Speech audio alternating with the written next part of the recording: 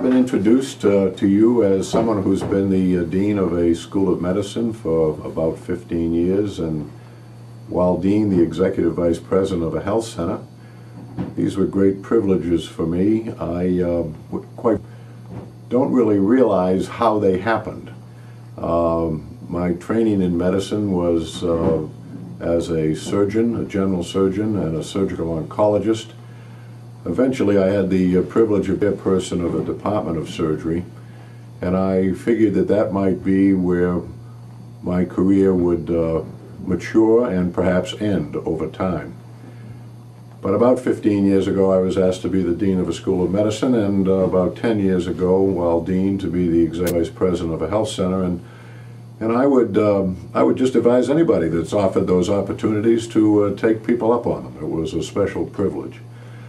I honestly believe that if I look back on my career, for some other reason I don't fully understand, have always been at the right place, at the right time, with the right people, under the right circumstances.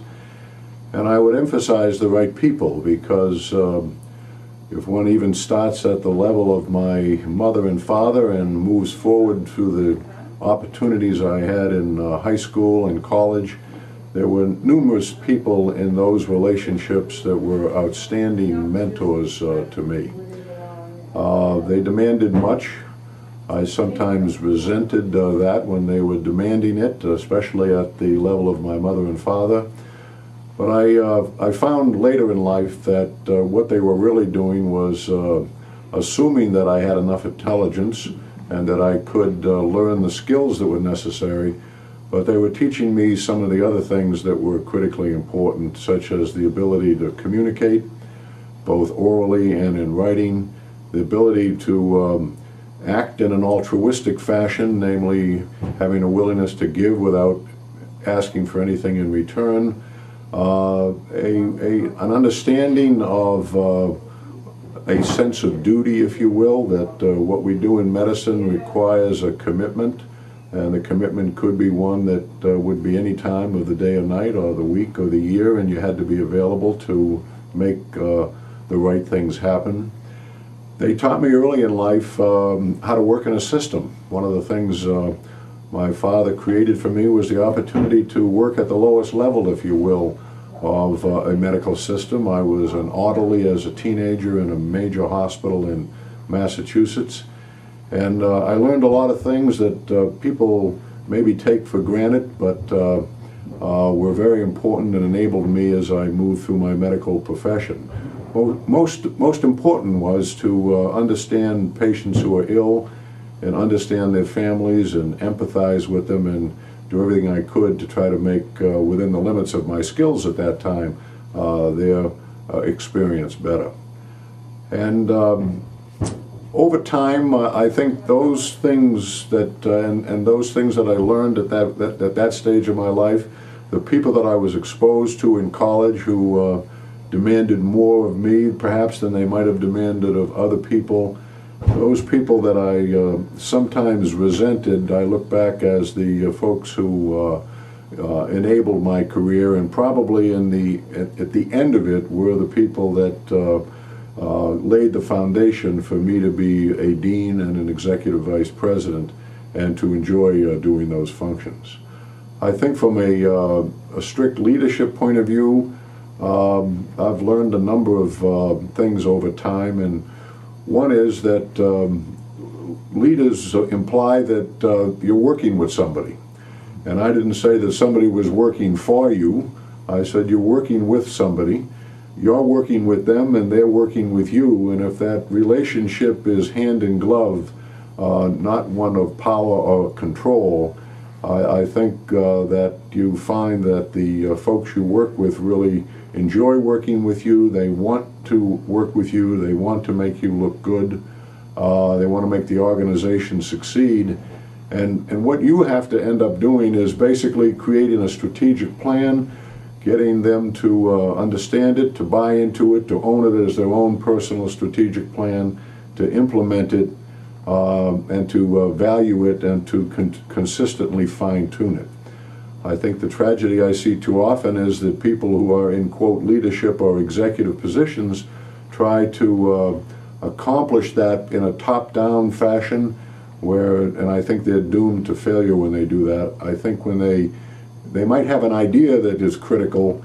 It's good to have those kind of ideas, but it's important to engage the rest of the workforce and cause them to believe it's their idea and enable that idea as their idea, and I think that you're apt to be more productive doing that.